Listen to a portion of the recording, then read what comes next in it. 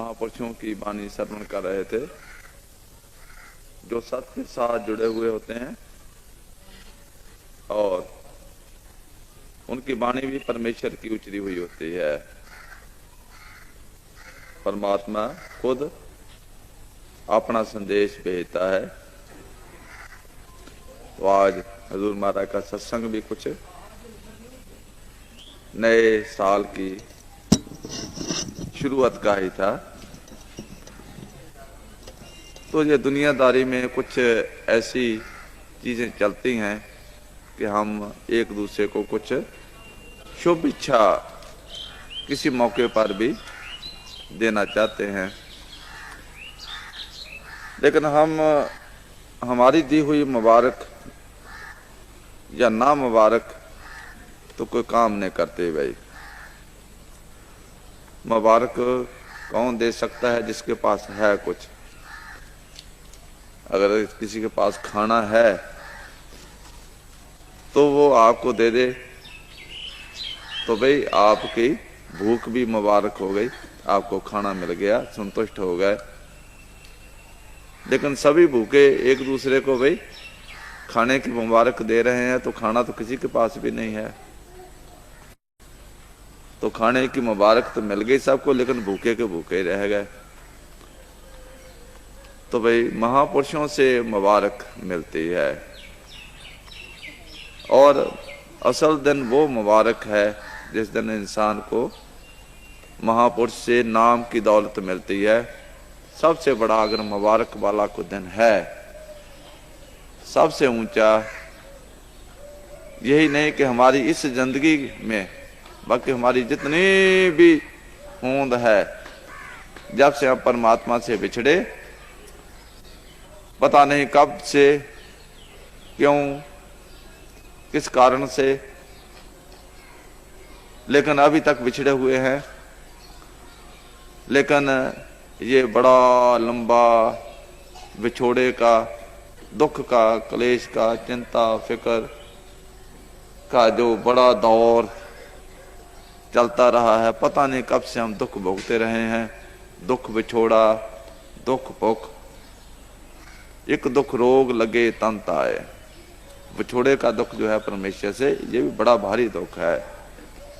दूसरे भी तन के दुख हैं, वो भी बड़े दुख हैं, लेकिन इन सब का अंत कब होता है? जब जीव को किसी पूर्ण महापुरुष से नाम की दौलत मिल जाती है, तो फिर उसका रास्ता वापस घर की तरफ चल पड़ता है। वो उजाड़ के अंदर उलझा हुए, भटका हुआ नहीं रहेगा। तो वो चल पड़ता है, उसके साथ गुरु होता है परमेश्वर के रूप में, जो आप ही परमेश्वर होता है, और तब तक नहीं छोड़ता जब तक उसको अपने घर में, अपने पिता की गोद में ना जाकर बैठा दे।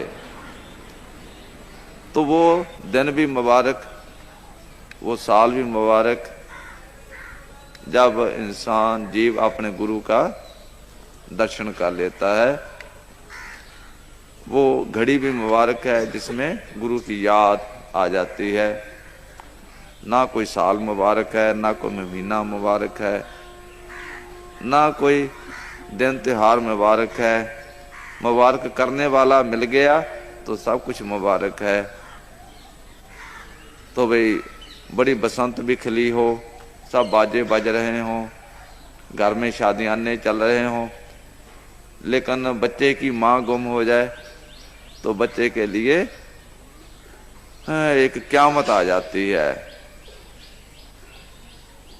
तो प्रलय, जिसको महाप्रलय कहते हैं बच्चे के लिए, तो शादी में ही एक बड़ी भारी गमी बन जाती है, प्रलय आ जाती है उसके लिए। तो मतलब यह है, इस संसार में ना कोई किसी को कोई दुख दे सकता है, ना कोई किसी को सुख दे सकता है, ना किसी का कोई दुश्मन है, ना किसी का कोई मित्र है।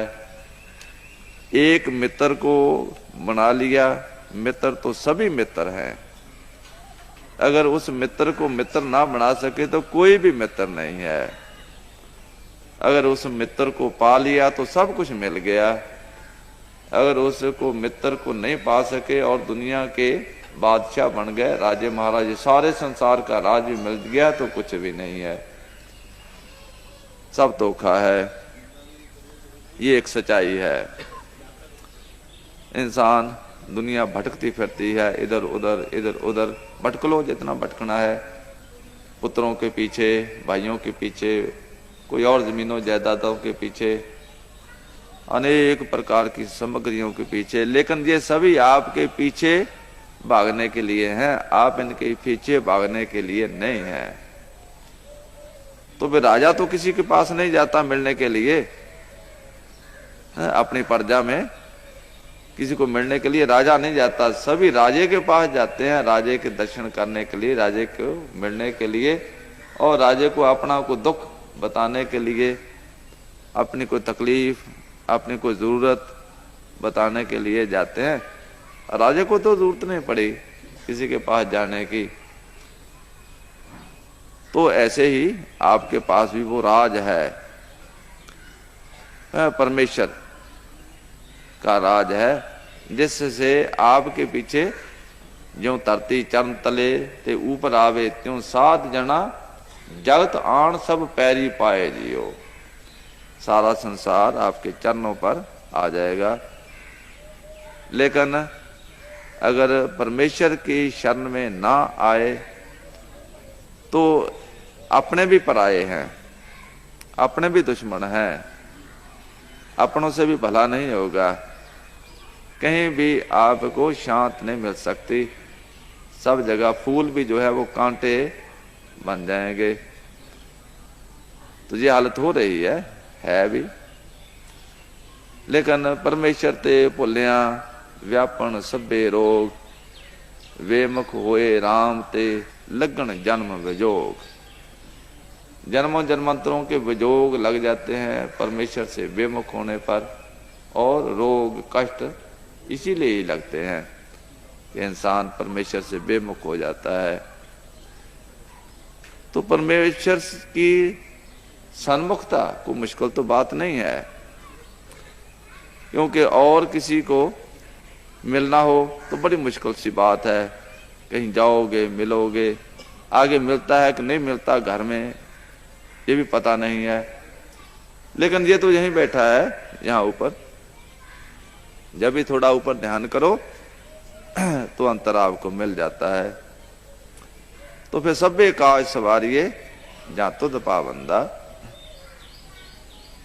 तो भाई ये है, एक घड़ी एक एक पल को मुबारक करो, सा सा व्यर्था कोई न जाए, जे आवे तुझ आए। तो यहाँ जो बैठा हुआ है उसके पास बैठो, वो आपके पास पहले बैठा हुआ है, सिर्फ उसकी तरफ ध्यान थोड़ा करना है, उसकी तरफ मुंह थोड़ा करना है, बस। वो तो पहले ही हमारी भक्ति कर रहा है, हमने बेमुखता उससे की हुई है, तो थोड़ा उसकी तरफ ख्याल करो, थोड़ा ऊंचा ख्याल ऊपर की तरफ करो, तो सब कुछ आपके पास है। सबना गल्ला समर्थ स्वामी सो क्यों मनो विसारे। एक सवाल किया है, सबना गल्ला समर्थ स्वामी सो क्यों मनो विसारे, कहे नानक मन मेरे सदा रहो हर नाले। इंसान कमियों कमजोरियों का मारा हुआ बेचारा बड़ा ही दुखी है, अनेक प्रकार के झंझट, बड़ा कमजोर है ना। कोई भी आकर कोई बीमारी दबा लेती है, कोई दुश्मन दबा लेता है, सर अनेक प्रकार से कुछ तंग करते हैं, कोई और भी कुछ जो कमजोर हैं अपने से, वो कौन सा कम करते हैं, वो भी कुछ ना कुछ छुप चोरी छुपे इधर उधर से कुछ ना कुछ अंतर अंतर चाकू चलाते रहते हैं, सामने आकर कोई चला देते हैं, कोई जरा चोरी छुप करके चला देते हैं जो कमजोर हैं, लेकिन छोड़ता कोई नहीं है, क्योंकि हमारा रखवाला कोई नहीं है। भाई जिसके सिर ऊपर बच्चे के बाप हो उसको कोई दुख नहीं दे सकता, और बच्चे आएंगे भाग जाएंगे, उसकी तरफ कोई गहरी नजर करके देख नहीं सकता, कुत्ता बिल्ली कोई और खतरे वाली चीज कोई नहीं पास आएगी। लेकिन जिसका है कोई नहीं, भाई उसको तो इधर उधर से कोई आया गया वो भी ऐसे ही थोड़ा बहुत चांटा मार देता है क्योंकि कमजोर है। तो भाई कमजोर को कोई ऐसे टिकने नहीं देगा। अगर मोटा सा पत्थर पड़ा हो तो आप हटकर एक तरफ से गुजर जाओगे, अगर इतना का कंकर पड़ा होगा तो आप ठोकर मार कर सको कहीं फेंक दोगे, ठोकर मारकर आप उसको जाओगे, पड़ा भी नहीं रहने दोगे। तो मतलब है जो मोटा पत्थर है जिससे आपको ठोकर बजने की, ठोकर लगने की चिंता है, उससे तो आप हट जाओगे पीछे। लेकिन जिससे ठोकर नहीं लगने, कमजोर है, उसको ठोकर मार कर आप जाओगे। ये दुनिया का असूल है ये।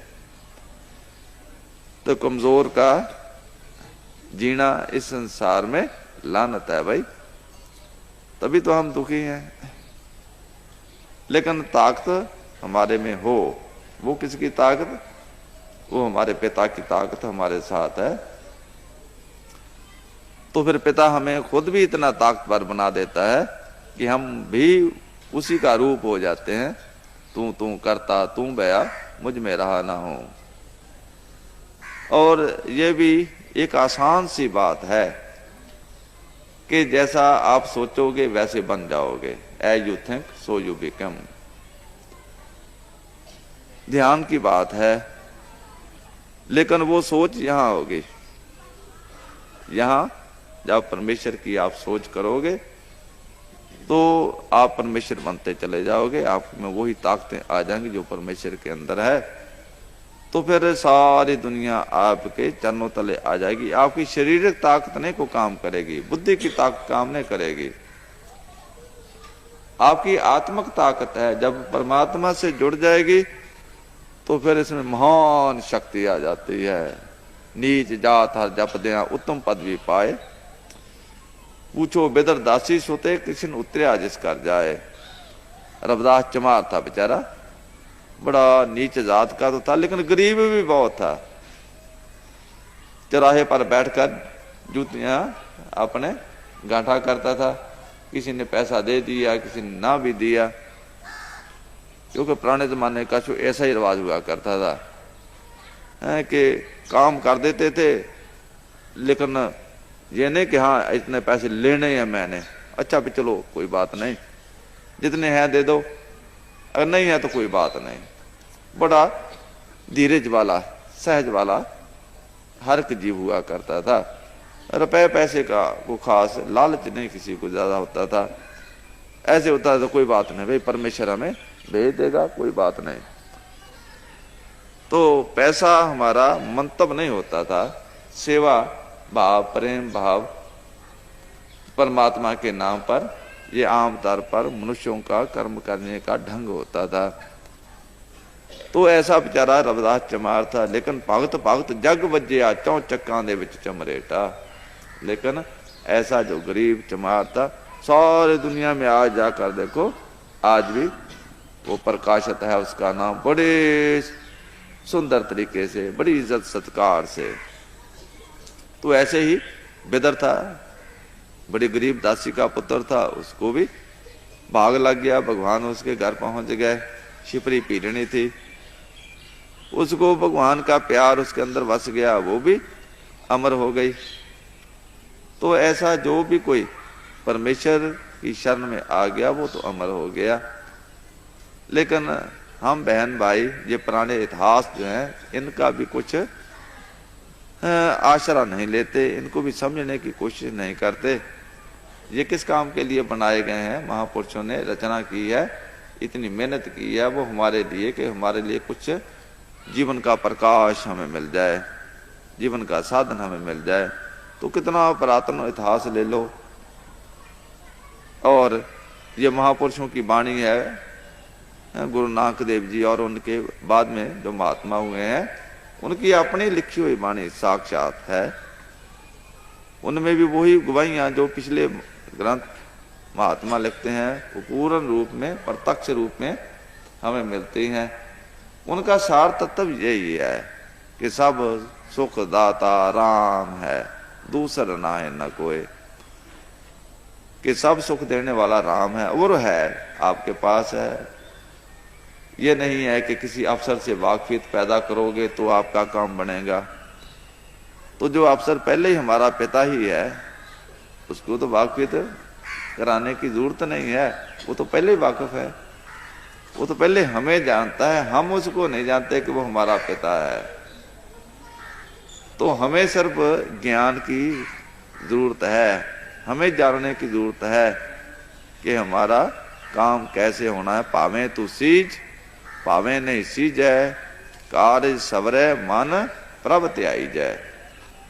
तो महापुरुष एक बड़ा स्वीपिंग रिमार्क आखिर आकर कह देते हैं कि भाई अब मैंने बहुत कह कह कर देख लिया है, समझा लिया है बड़े तरीकों से, लेकिन अब तू समझ चाहे ना समझ, ये कहा जो है, लेकिन जब तक तू अपने परमेश्वर के साथ नहीं जुड़ता तेरा काम नहीं बनेगा, कहीं भी तेरी सफलता नहीं बनेगी, सदा दुखों से घिरा रहेगा, कलेश चले रहेंगे। पावे तू सीज पावे नहीं सीजे, कार्य सवरे मन प्रभ त्याई जय। तो यहाँ जो गुरु परमेश्वर को प्रकट कर देता है, तो यहाँ ही ध्यान करना है। फिर जहाँ बैठा है ना, वहाँ ध्यान करोगे तो फिर आपकी वो सुनेगा। क्योंकि बाप को भी कोई बात कहनी हो, मांगना हो, उससे कुछ लेना हो, तो उसके पास तो जाना पड़ता है, तभी आपको मिलेगा। अगर बाप 10 मील पर बैठा है, आप बच्चा यहाँ बैठा है, तो मांग रहा है तो कुछ नहीं मिलेगा उसको। तो परमेश्वर ये भी ठीक है कि ब्रह्मा हुआ राम भी है, हर जगह व्यापक है, लेकिन हर जगह व्यापक जो राम है उसने आपका कुछ नहीं संवारना। जहां वो प्रत्यक्ष रूप में है, प्रगट रूप में है, जहां वो जीता जागता बातचीत करता है, वहीं उसको कहोगे तो ही कुछ मिलेगा। तो पिता हमारा यहाँ बैठा है जागृत रूप में, गुरु के रूप में। तो जो मांगे ठाकुर अपने ते, यहाँ आकर इस स्थान पर आकर जो मांगे, जो भी मांग लो भाई, इसमें कोई लिमिट नहीं दे दी कि भाई राज ना मांगना, राज नहीं मिल सकता, वजीरी ना मांगना, वजीरी नहीं मिल सकेगी, या कोई और हीरे जवाहरात ना मांगना भी वो नहीं मिल सकेंगे, कोई लिमिट नहीं बताई। तो सीधा कह दिया भाई जो मांगे, जो कुछ भी मांग लोगे, जो कुछ भी है संसार में वो मांग लोगे, जो नहीं भी है संसार में, जो कहीं भी नहीं है, वो भी मांग लोगे तो वो भी आपको मिल जाएगा। तो जो मांगे ठाकुर अपने ते, अपना, अपना कौन है? जो जहां अपना बैठा है, जो अपने घर में अपना बाप है, अपना पिता है। बच्चे का अगर कुछ मिलना है तो अपने पिता से मिलेगा, पराये के पास जाएगा, पिता के पास, तो वहां से तो कुछ नहीं मिलेगा। हर एक बाप अपने बच्चों के लिए प्यार रखता है, दूसरों के लिए नहीं होता है, कुदरती सी बात है ये। तो हमारा अपना पिता हमारे अंतर में बैठा है, तो वो इसीलिए बैठा है हमारी अर्जदाश सुनने के लिए, हमारे दुख दूर करने के लिए, हमारी तकलीफें दूर करने के लिए। तो जो मांगे, जो कुछ भी मांगो ठाकुर अपने ते सोई सोई देव है। उसी तरह जो कुछ भी आप मांगते हो मिलेगा। नानक दास मुक्ते जो बोले इहा उहा सच होवे। तो दास जो मांगेगा यहां भी और आगे भी वो सत्य होगा। अगर राज देगा तो यहाँ का भी राज देगा, आगे का भी राज देगा। ये नहीं कि यहाँ का थोड़ी देर का 40-50 हजार 10-20-30 साल का राज दे देगा, नहीं, सदा का राज देगा वो। तो अटल पयो त्रु जाके सिमरन, क्योंकि परमेश्वर की बख्शिश परमेश्वर जैसी होती है, वो अपने तरीके से बख्शिश करता है। तो अगर मांगने जाओगे किसी जौहरी से तो आपको हीरा ही देगा, वो चावल नहीं देगा। चावल मांगोगे भी तो भी नहीं देगा। तो कहेगा चावल नहीं मेरे पास हीरे हैं, हीरे ले जाओ। तो परमेश्वर से मांगोगे तो महासुख, महाआनंद आपको मिलेगा, सदा का, वो भी सदा का। तो अगर मांगना है तो भाई परमेश्वर से मांगो। दुनियादारी से क्या मांगते हो, दुनियादारों से क्या इच्छा रखते हो, ये आपका क्या सवार सकते हैं, ये बिगाड़ेंगे, आपका बिगाड़ेंगे और बड़ा दूर तक बिगाड़ देंगे, बड़ी दूर तक बिगाड़ेंगे। कैसे? क्योंकि ये कहेंगे हाँ भाई तू मेरे पास आ, मैं तेरा सब कुछ करूंगा, मैं करने वाला हूं, मैं समर्थ हूं, मैं ये कर सकता हूं, मैं ऐसा कर सकता हूं, मैं ऐसा कर सकता हूं, मैं ऐसा कर सकता हूं। अब परमेश्वर से तोड़ दिया, अपने साथ जोड़ लिया कि मैं ऐसा कर सकता हूं। अब ये करने वाला चलो मान लो कुछ कर भी सकता है, लेकिन कब तक करेगा? जब तक है। आगे क्या होगा? आगे तो है भी नहीं है। फिर ये कर भी कुछ नहीं सकते, किछ हाथ किसे दे किछ नहीं, सब चले चलाए। इंसान के हाथ में है ही क्या परमेश्वर ने रखा है? ये तो एक मैं और हम भी अज्ञानता में दूसरे की मैं में आ जाते हैं। हाँ भाई ये है कुछ, ये कुछ है, लेकिन बिन साचे अन टेक है सो जानो काचा। जो एक परमेश्वर के बगैर किसी और आश्रय पर है वो कच्चा है, उसको धोखा है। हाँ एक बात जरूर है कि ताको धोखा कहाँ व्यापै जहाँ को ऊट तुहारी। कितना सुंदर बयान दे दिया है कि उस इंसान को धोखा कहाँ हो जाएगा जिसको परमेश्वर की शरण है। तो प्रभु की शरण में आ जाना, बस सब दुख दरिद्र धोखे, सब प्रकार के कष्ट रोग सब दूर हो गए। विघ्न विनाशन सब दुख नाशन, हर का नाम अपारा, कहो नानक सुख माने रलियां गुर पूरे को नमस्कारा। लेकिन परमेश्वर पर हमें विश्वास करना कुछ ऐसा सा मालूम हो रहा है, करने को दिल भी चाहता है लेकिन मन नहीं करने देता। तो इसलिए भाई आपको ये अभ्यास दिया गया है, किसी महात्मा की शरण में आकर इस चीज को समझना है।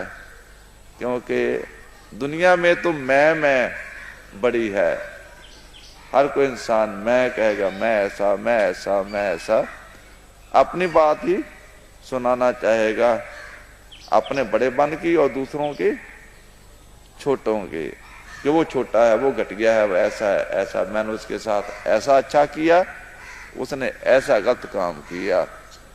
हर एक इंसान ऐसी ही बातें करता है, ऐसी डींग मारता है। तो आपस को दीर्घ कर जाने और उनको लघुमात, ये मन का कार्यक्रम करने का ढंग है ये। लेकिन भाई संसार में एक पर विश्वास कर लेना ये बड़े भागों से है। गोसाई तुलसीदास जी ने भी फरमाया है, एक भरोसा एक बल एक आस विश्वास, स्वांत सलल गुर चरण है चातृक तुलसीदास। कबीर साहब ने यही फरमाया है, गुर को सिर पर रखते चलते आज्ञा माहे। कहो कबीर तुलसीदास को तीन लोग डरना है, क्योंकि गुरु परमेश्वर में फर्क तो नहीं है। गुरु परमेश्वर एक को जान, परमेश्वर को तो देखा नहीं है लेकिन गुरु को देखा तो है ना। तो गुरु को याद करना, परमेश्वर को याद करना है, गुरु को साथ लेकर चलना, परमेश्वर को साथ लेकर चलना है। पूरा भाग आपको, पूरी मदद पूरी सहायता आपको परमेश्वर के याद करने से मिले या ना मिले, लेकिन गुरु को याद करने से अवश्य मिलेगी और मिलेगी। क्योंकि ये कानून है जो परमेश्वर ने बनाया हुआ है। तो ये याद भी आसान है, क्योंकि किसी को देखा हो, किसी का प्यार मन में बसा हो, तो भाई आप उसकी बातें करते हो, याद करते हो, तो अपने आप बनती रहती है, याद चलती रहती है। तो इस तरह गुरु की याद, क्योंकि इसलिए गुरु शीर धारण करके आता है, क्योंकि इंसान का तोल्लक शरीर के साथ ही हो सकता है। जैसे हमारा तोल्लक ये पेड़ पौधों से भी है, अपने खेतों मिट्टी से भी है, ये मेरे खेत हैं, ये मेरी गाय है, भैंस है, बकरी है, गधा है, घोड़ा है, पाप शरीर है ना। शरीरों के साथ इंसान कुछ अपना तोल्लक जोड़ सकता है। तो इसी तरह भगवान को भी अगर आना पड़ता है तो शरीर धारण करके उनको आना पड़ता है, फिर उसको शरीर से ऊपर खींचता है अपने शिष्य को, और जहां लाकर शरीर से ऊपर, तो फिर कहता है अब तू देख मैं क्या हूं। तो गुरु को भी अंतर शीर से ऊपर देखता है, शरीर से गुरु को भी शीर देखता है, लेकिन फिर ऊपर आकर ज्यों ज्यों तरक्की करता है, गुरु को भी अपनी एक ऐसी अद्भुत शान में देखता है। आखिर जब गुरु उसको इतना ऊपर ले जाता है, इतना ऊपर ले जाता है कि परमेश्वर के पद तक ले जाता है, तो सामने गुरु को ही फिर परमेश्वर भी वो प्रत्यक्ष देखता है। तो सिलसिला यहीं से शुरू होता है, शरीर से ही। गुरु भी शरीर बनकर आता है, लेकिन गुरु शरीर नहीं होता। वो इसलिए शीर धारण करता है कि मेरा तोल्लक तो बने इसके साथ, तोल्लक तो बने। अगर बच्चा तो गिरा हुआ है कुएं में नीचे, बाप खड़ा है ऊपर जमीन पर, तो तोल्लक कैसे बने? उसको भी नीचे जाना पड़ेगा, कुएं में नीचे जाएगा फिर तोल्लक बनेगा। लेकिन तोल्लक कुएं में नहीं रखेगा, उसको ऊपर लाएगा, फिर ऊपर लाकर तो तोल्लक उसका बनेगा। इस तरह गुरु भी तोल्लक शुरू तो करता है शरीर से, लेकिन आगे आत्मक तोल्लक में बदलता है, और उसको भी परमेश्वर बनाकर अपने शिष्य को फिर अपने में लय कर लेता है, लीन कर लेता है। ये है रिश्ता, ना ओ मरे ना होवे सोग, देंदा रहे न चूके भोग। तो भाई ये हमने जीवन का कार्य करना था। तो भाई आज नया साल है, आप कई लोग एक दूसरे को मुबारकें देते दी होंगी, ली भी होंगी। गुरु घर में भाई सालों का सिलसिला नहीं होता, जहाँ सदा का सिलसिला ही है। सदा ही मुबारक, सदा काल, जब भी आ जाओ तभी मुबारक है। जिंदगी मुबारक होती है, एक साल मुबारक नहीं। वैसे तो भी साल मुबारक कौन सा होता है? जो गया, जो गुजर चुका है साल, वो देखो कैसा मुबारक हुआ। जैसे बच्चा पढ़ता है ना, तो अगर वो पास हो जाता है, बड़े अच्छे नंबर लेता है, तो बड़ी उसको मुबारकबाद देते हैं, अच्छा भाई बहुत अच्छा। जो पिछला साल गुजर चुका है, जिसमें उसने वाकई बहुत अच्छा काम किया, मुबारक वाला, मुबारक का हकदार हुआ, उसको सब मुबारकबाद देते हैं।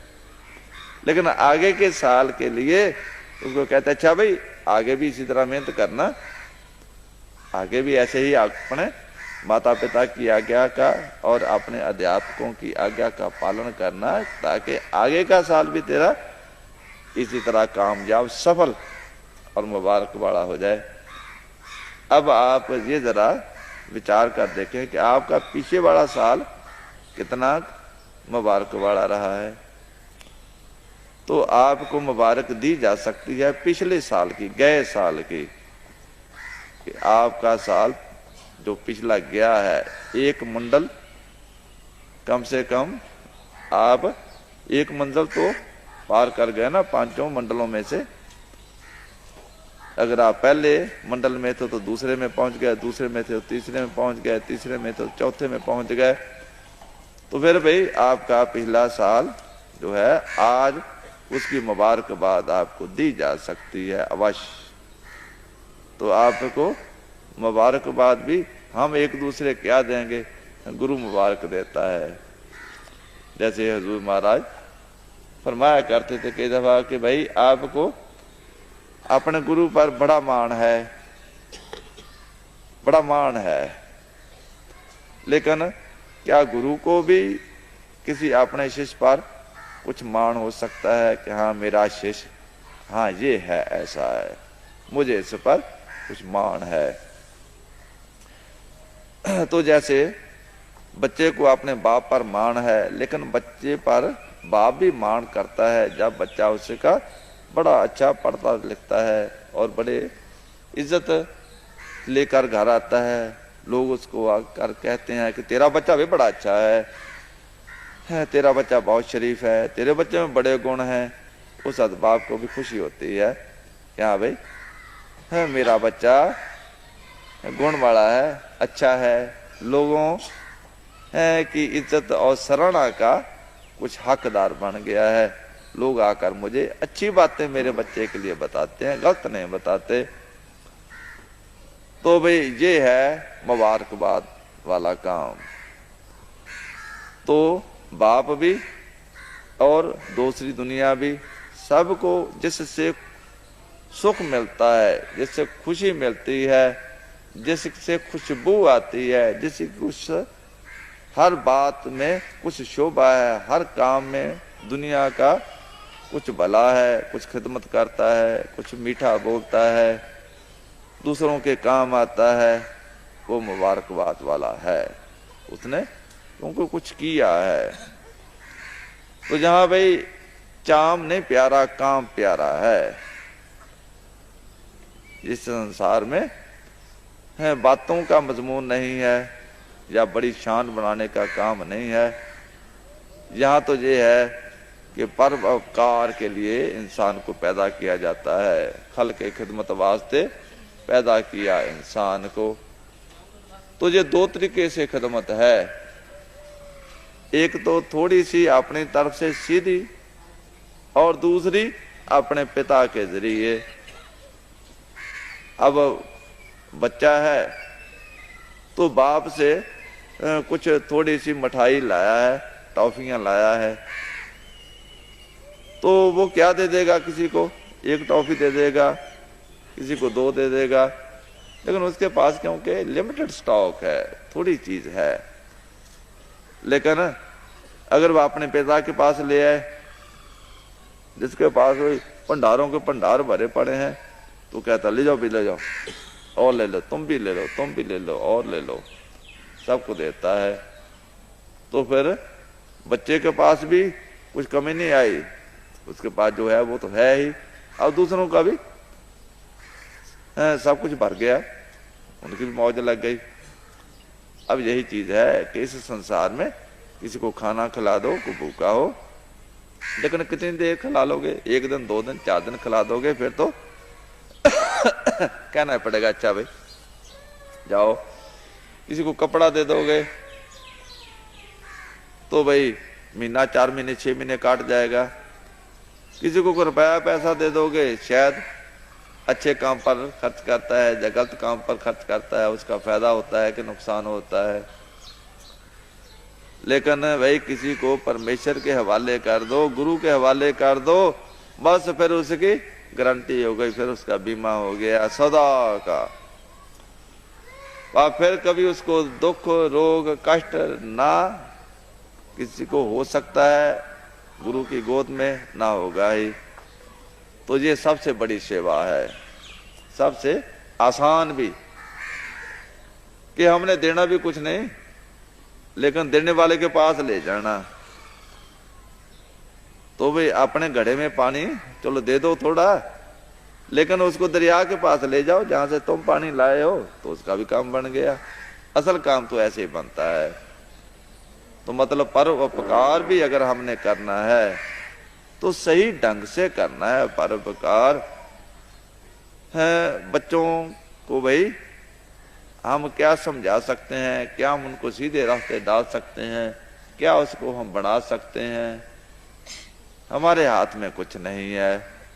तो गरीब नवाज परोसे तेरे, सब परिवार चढ़ायो बेड़े, जात इस पावे ता हुक्म मनावे, इस बेड़े को पार लंघावे।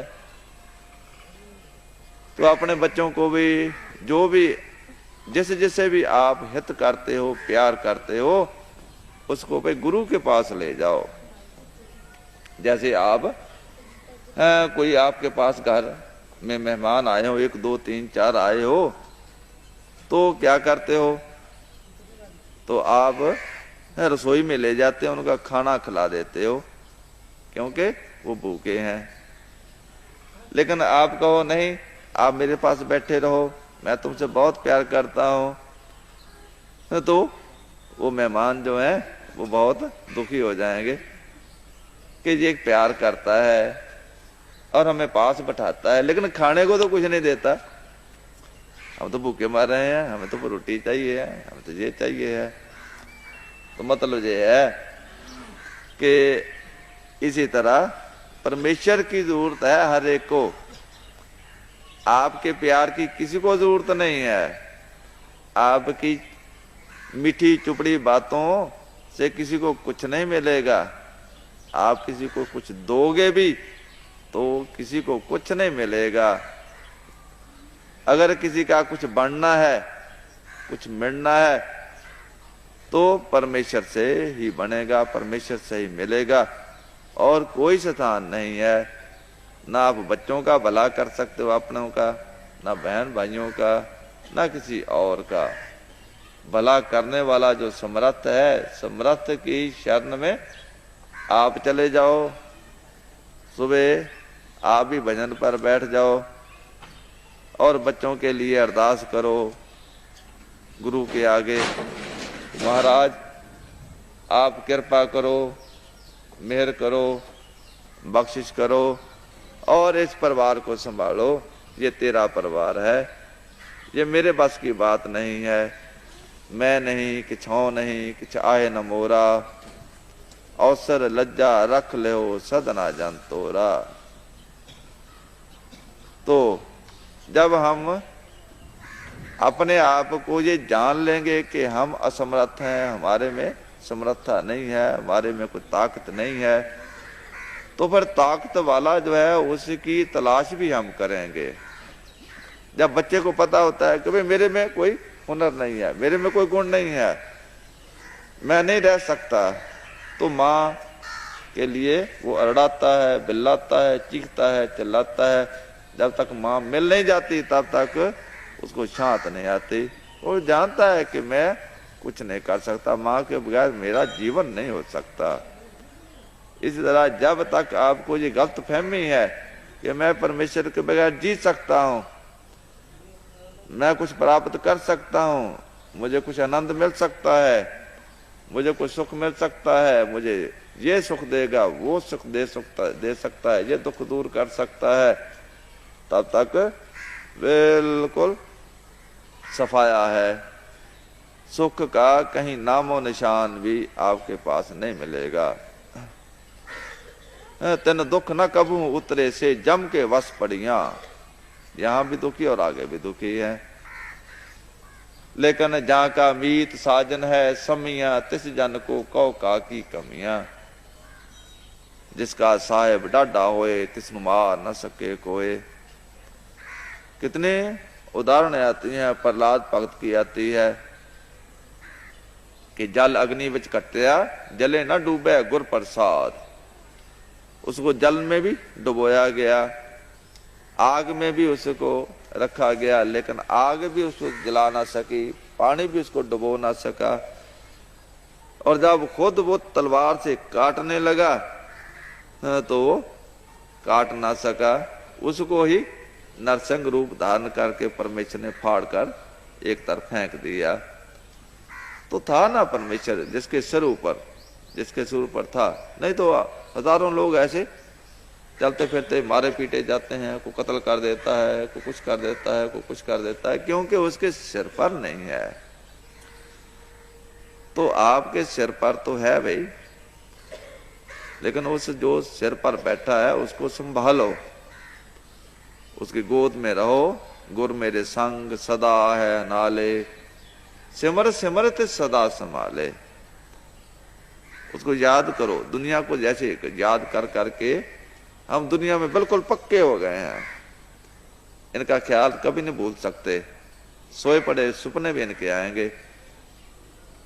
तो इसी तरह गुरु को भी याद करके उसकी सत्ता, उसकी हमदर्दी, उसका प्यार, उसकी बख्शिश का भाई दिल में पूरा विश्वास रखो। लेकिन हमारे विश्वास में कमी है बहुत ज्यादा। तो विश्वास की कमी पूरी कैसे होगी? ऐसे ही भाई सत्संगों में आने से, महापुरुष के दर्शन करने से करोड़ों पापों का नाश हो जाता है। उपजे चाओ साध के संग, साधु की संगत में परमेश्वर के मिलने का चाओ, कुछ उमा, कुछ इच्छा अंदर प्रकट होती है और दुनियादारी कुछ ढीली पड़नी शुरू होती है। अज्ञानता का कुछ पर्दा ढीला पड़ता है और ज्ञान का प्रकाश हमारे अंतर में कुछ उभरना शुरू हो जाता है। रंग जो है असल परमेश्वर का, वो रंग लागत लागत लागत है, और परम का जो पर्दा है वो परम पागत पागत पागत है। आखिर इंसान प्रत्यक्ष में आ जाता है, सामने आ जाता है। तो फिर उसको पूर्ण विश्वास भी और पूर्ण सुख के सागर में वो विलीन भी हो जाता है। फिर कभी दुख नहीं उसको हो सकता। फिर सदा का सुख, सदा आनंद, तय नहीं वजोग।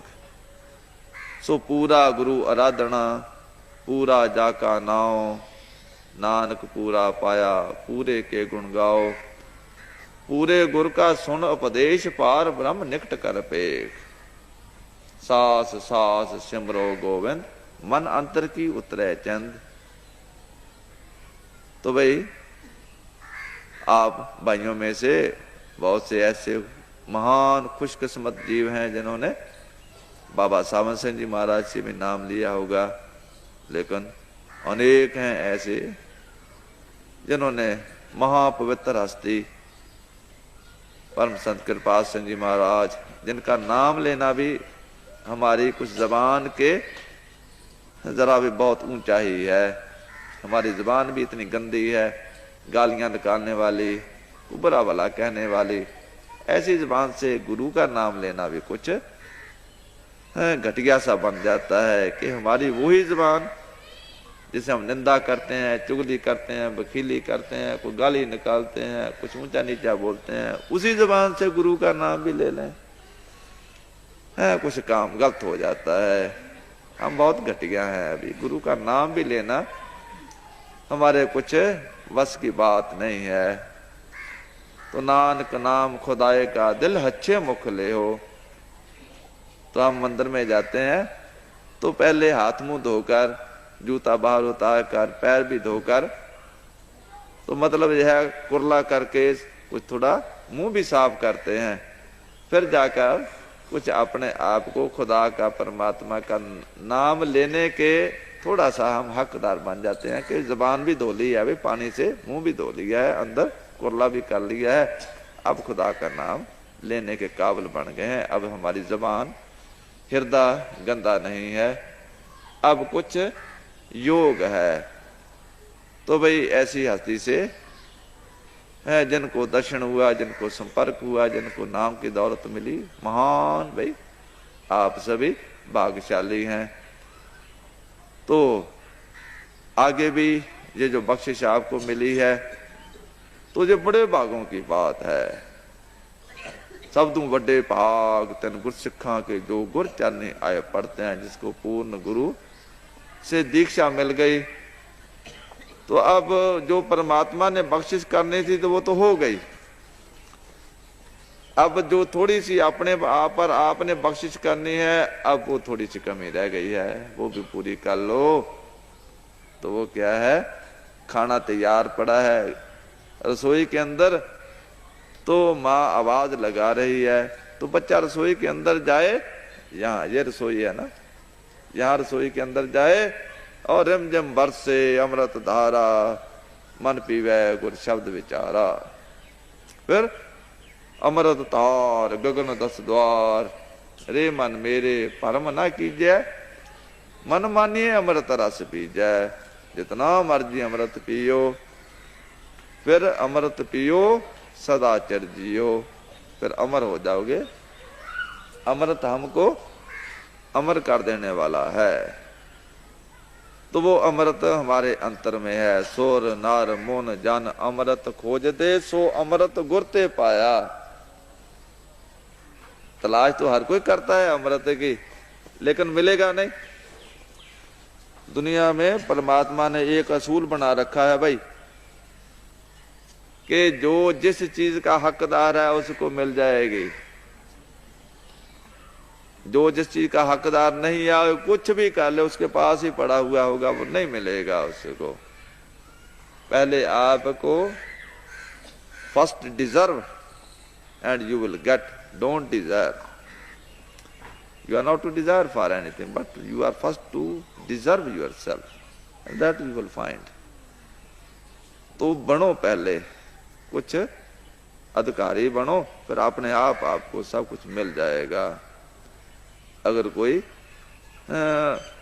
हकीमी पास कर लेता है तो हकीम बन जाता है, कोई डॉक्टरी पास कर लेता है तो डॉक्टर बन जाता है, कोई इंजीनियरिंग पास कर लेता है तो इंजीनियर बन जाता है।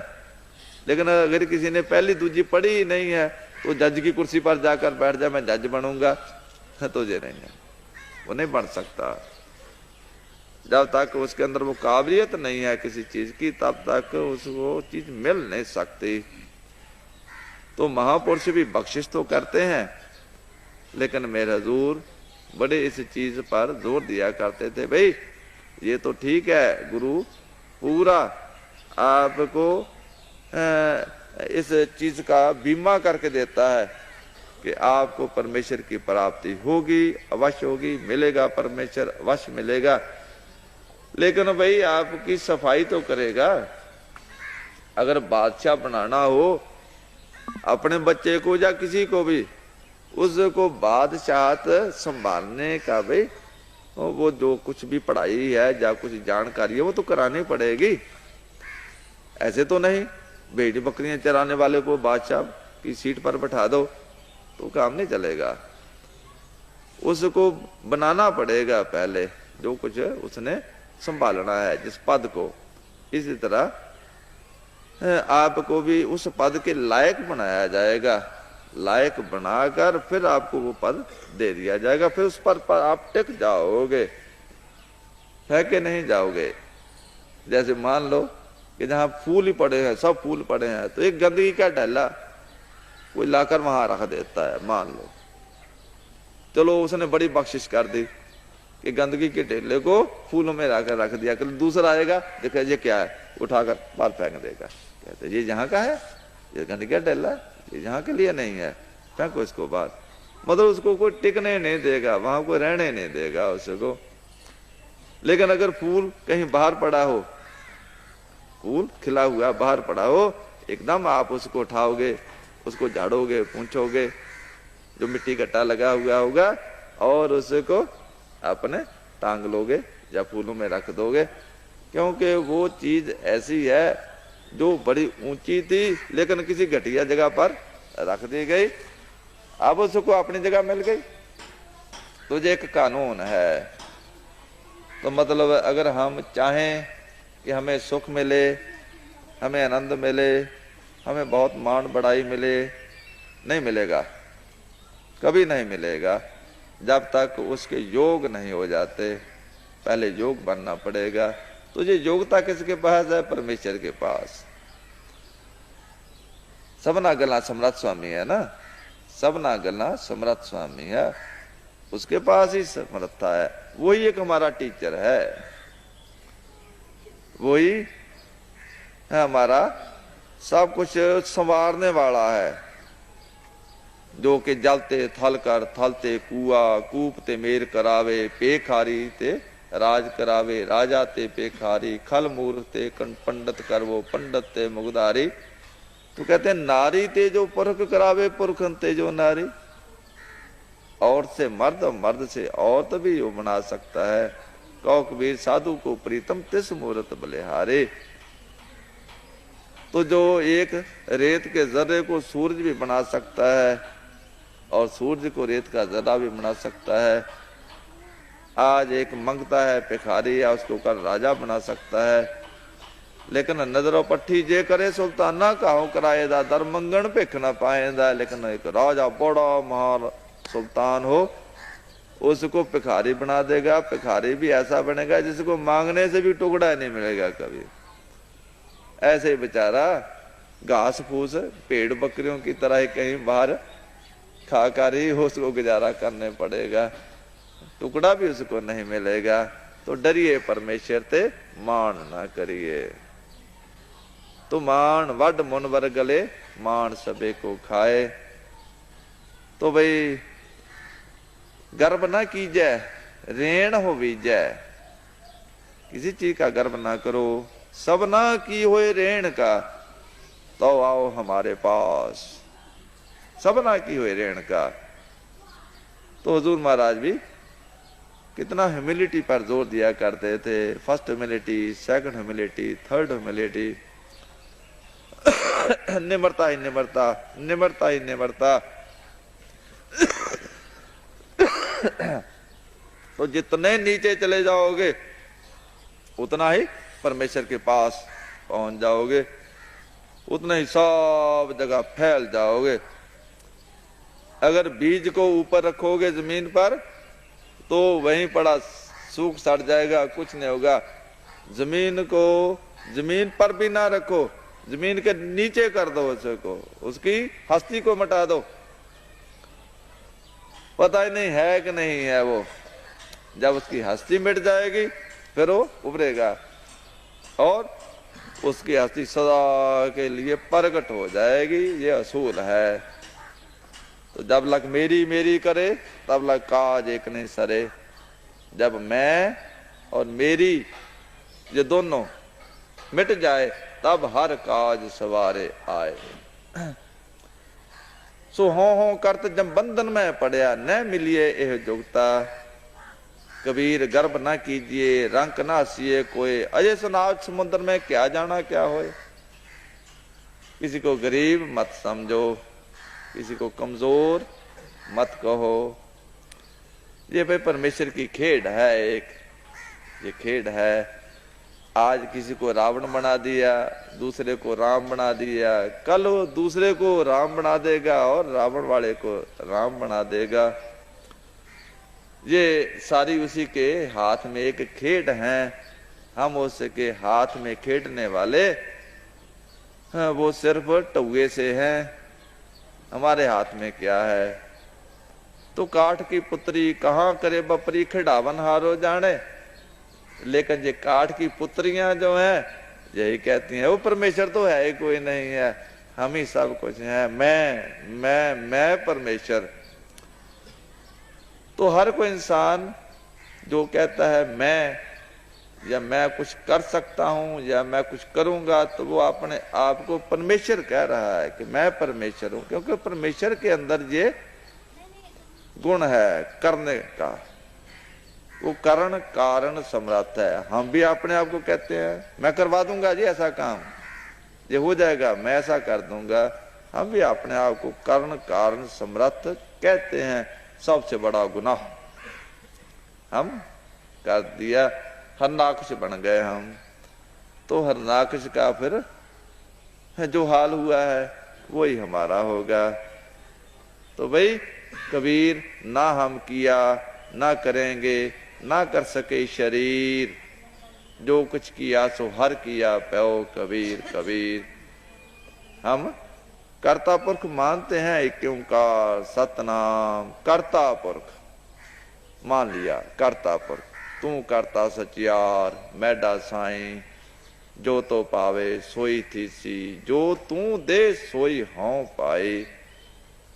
लेकिन पढ़ सुनकर रख दिया उधर।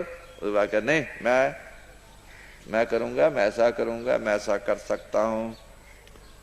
भाव सारी उम्र ये पढ़ता रहेगा कि परमेश्वर करता है, मानेगा भी कि हाँ तू करता सच्चार, ज्यों ज्यों तेरा हुक्म तेवे त्यों होवना, जिथे रखे आप तैं जाए खलोवना।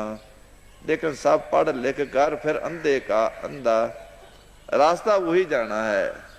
पंचां दा कहना सिर मथे ते, पर परनाला उथे दा उथे, वो नहीं बदलेगा। कितना इंसान अंधा हो गया है, कितना इंसान अज्ञानी हो गया है। पेखत चाखत कहियत अंधा, सुनियत सुनिए नाहि, निकट वस्त को जाने दूरे पापी पाप कमाए। सब कुछ पढ़ता भी है, सुनता भी है, देखता भी है, लेकिन फिर उसी कुएं में छलांग लगा देता है। छलांग लगाने के बाद फिर रोता पीटता है। फिर क्या फायदा?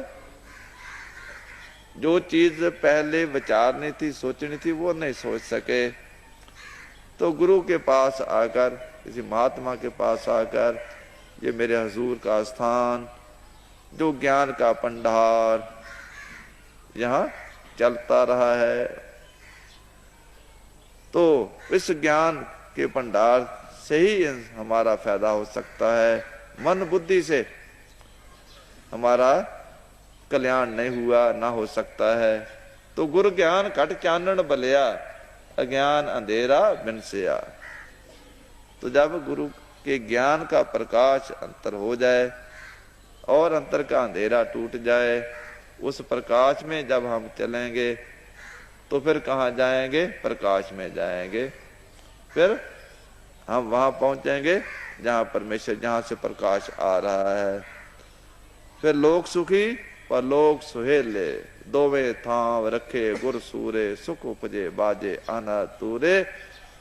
फिर भाई हमारा साल मुबारक हो जाएगा, हर घड़ी मुबारक, हर पल मुबारक, जिंदगी मुबारक, ये शरीर की भी और अपनी भी, सदा की जिंदगी मुबारक। तो मुबारक वाला काम हमें मिल गया है, लेकिन मुबारक के योग हम हो नहीं सके। मैं किसको मुबारक दूं भाई? कितने के योग हो गए हैं। मेरे हजूर हाथ खड़ा करवाया करते थे, अच्छा भाई जो 1 घंटा भजन करेंगे कम से कम, या तो 2.5 घंटे का तो हुक्म ही है। लेकिन जो 2.5 घंटे का भजन करने वाले हैं, और फरमाया करते थे वो कि 1000 काम पड़े हुए हो छोड़ दो, पड़े रहने दो, और 2.5 घंटे भजन अपना पूरा कर लो। और 100 काम पड़े हुए हो, सत्संग हो कहीं भी हो, 40-50 मील 100 पर मील पर भी हो, वहां सत्संग जरूर सुनने जाओ।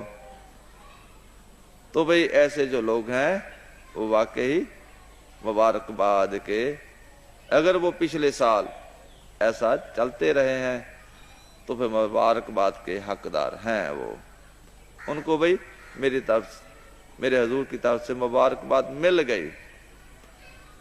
लेकिन जिनको अभी तक भाई ये पिछले साल की मुबारकबाद नहीं मिली, वो आगे साल के लिए भाई अब तैयार कर लें, नया साल का नया प्रोग्राम बना लो, ताकि जैसे हम दुनियादारी में भी जब सुबह उठते हैं तो देखते हैं अच्छा भाई आज कौन कौन सा काम करना है, आज सुबह किधर जाना है, दोपहर को कहाँ है, शाम को कहाँ है, रात को कहाँ है। और ऐसा प्रोग्राम 1 दिन का या 1 हफ्ते का प्रोग्राम भी या महीने का प्रोग्राम भी हम उलीक लेते हैं। तो ये साल का प्रोग्राम भी उलीकते हैं। तो महापुरुषों ने ये चीजें अपनाई हैं। जैसे हम संग्रांद होती है ना, तो हर महीना जब चढ़ता है तो आप गुरबाणी में पढ़ कर देखो तो वहां हर महीने का एक उपदेश होता है कि भाई ये महीना जो है, जो चला है, जो चढ़ा है, इसके लिए आपको उपदेश है। जो गुजर गया उसके लिए उपदेश नहीं है, फिर वो तो पिछले महीने का खत्म हो गया। वो संग्रांद जब पहली तारीख अपने देसी महीने की होती है तो उस महीने का पहले शुरू होते ही उपदेश दे दिया जाता है, भाई इस उपदेश का खास ख्याल रखना है। तो ये साल भी आज नया चढ़ा है, तो ये मुबारकबाद वाला हमारा साल हो, इसमें कोई हम गलत काम ना करें, जिससे शाम को हमारे घर में कोई बदनामी लेकर आया हुआ हो है कि आपने ऐसा काम किया है, ऐसा गलत किया है, ऐसी कोई चोरी ठगी या कोई और गुनाह किया है, तो ऐसा ना हो, बदनामी वाला काम ना हो, मुबारकबाद वाला अच्छाई वाला काम हो। तो वो तभी आप कर सकेंगे जब ऐसे समर्थ और ऐसे अच्छे के पास बैठ जाओगे जहां बैठकर आप गलत काम कर ही नहीं सकोगे। अगर आप अपने बाप के पास बैठ जाओगे, माँ के पास बैठ जाओगे, तो कोई गलत काम नहीं को कर सकोगे, अच्छा काम ही करोगे। अगर शरारती बच्चों के पास पहुंच जाओगे तो कुछ अच्छा काम नहीं कर सकोगे, शरारतें ही करोगे। बच्चे फिर शरारतें ही करते हैं, तो वातावरण ऐसा होता है ना। तो दुनियादारी में अनेक प्रकार के इंसान गलतियां करता है, करता रहेगा, और उत्साह मिलती रहेगी गलत तर जाने की, इसको उत्साह दी जाएगी। लेकिन जब गुरु की शरण में, गुरु की याद में बैठा होगा, सिमरन करता होगा और 2.5 घंटे का भजन जो है धुन ध्यान का करता होगा, तो फिर इसका मन गलत तरफ नहीं जाएगा। क्योंकि मन इसको अपने आप पर छोड़ दो तो फिर मन लोचे बुरे आइया, ये इसका सहवन ढंग है कार्यक्रम करने का। लेकिन जब इसका को गाइड होगा, इसका रहबर होगा, इसकी डोरी को खींचने वाला होगा, तो फिर ये खींचा जाएगा उस तरफ जिस तरफ खींचने वाला इसको ले जाएगा खींच के। वो किधर ले जाने वाला है? अपने घर, सुख शांत सहज आनंद के घर में इसको पहुंचा देगा, और वहां जाकर इसका भला हो जाएगा। चीखेगा चिल्लाएगा तो जरूर जे। बकरी को खींचो ना रस्सी से तो वो पीछे को अपना जोर लगाती है, लेकिन जो खींचने वाला वो जोर वाला जो है वो खींच कर ले जाएगा, तो अपने घर पहुंच जाएगी। फिर उसको भी शांत हो जाएगी, उसको भी आनंद हो जाएगा, उसको भी सहज हो जाएगा। फिर उसको पता चलेगा कि अच्छा ही हुआ।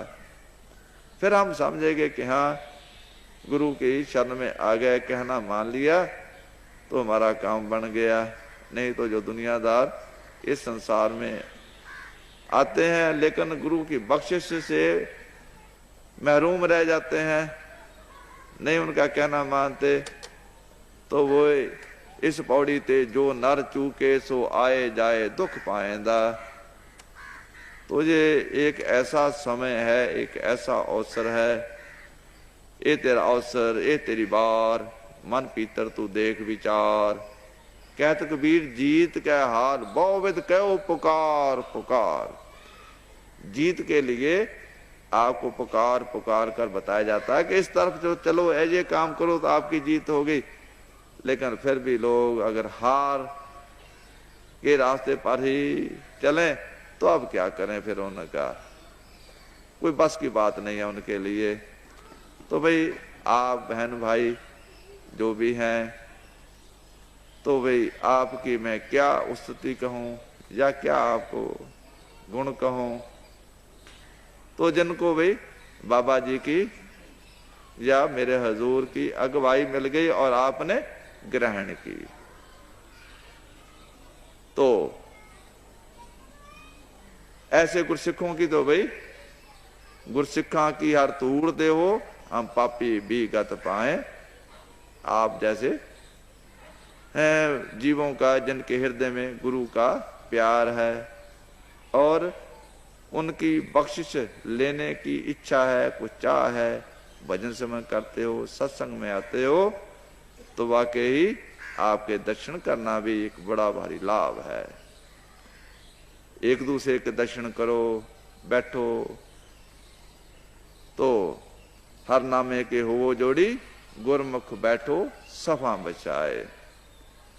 तो गुरमुख बनो और फिर मिलकर बैठो, तो है, फिर भला होगा, सबका भला होगा। जिथे बहिए भला कहिए, इस स्थान से हमें ताकत मिलेगी और आगे जाकर दूसरों को भी उस ताकत से कुछ थोड़ा सा असलियत की तरफ खींचो। नहीं तो भाई दुनिया ज्यादा ताकत वाली है, वो ज्यादा इंप्रेसिव है, आप कमजोर रह जाओगे तो आपको नीचे खींच लेगी, आपको ऊपर नहीं जानेगी। अगर आप ज्यादा ताकत वाले होगे तो आप उनको ऊपर खींचोगे। तो हर वक्त गुरु को साथ रखो, आप ताकत वाले हो। तो भाई गुरु है, गुरु गुरु गुरु कर मन मोर, गुरु बिना मैं नाही होर। गुरु की टेक रहो दिन रात, जहाँ की कोई न मिटे दात। गुरु के बगैर इंसान एक कदम भी दुनिया में कामयाब नहीं हो सकता। एक एक कदम, एक एक श्वास गुरु अपने साथ हो तो ही भाई अपना कुछ भला हो सकता है, कुछ बचाव हो सकता है, नहीं तो कहीं कोई स्थान नहीं है। तो भाई आज भी तकरीबन 1 महीने के बाद या कुछ थोड़े दिन कम होंगे, आपके दर्शन करने का मौका मिला है। बहुत से बहन भाई दूर दूर से भी आए हो, कुछ यहाँ नज़दीक से भी आए हो। तो सबका भला करने वाला तो परमेश्वर ही है, लेकिन परमेश्वर की याद में है जब मिलकर बैठते हैं तो भाई हमारा भला होता है। तो स्थान भी ऐसा चाहिए है जहाँ हमारा भला होना है। अगर दरिया पार करना है तो कहाँ जाते हैं? जहाँ बेड़ी हो, मुलाव, पत्तन हो, वहां जाते हैं ना। नहीं तो हर जगह दरिया पार नहीं हो सकता, पत्तन पर जहाँ बेड़ी है, मुलाव है, वहीं जाना ही पड़ेगा। इसी तरह भाई इस संसार में भी ऐसे स्थान पर जहाँ ऐसा रहबर गुरु मुला हो, उसके पास बेड़ी भी हो, तो वहां जाओगे तो आपको पार करने वाला पार कर देगा। नहीं तो दुनिया में डूबने का सिलसिला तो भावसागर का बना हुआ ही है। जिधर भी जाओगे डूबने का सिलसिला है, आपको पार करने का सिलसिला नहीं मिलेगा। तो भाई ये टूर था, काफी लंबा टूर था, महाराष्ट्र का, गुजरात का, मध्य प्रदेश का। इसमें भी हजूर की, बाबा जी की बड़ी बख्शिश रही है। तो मेरा ख्याल है, मेरा गला भी कुछ ठीक नहीं है,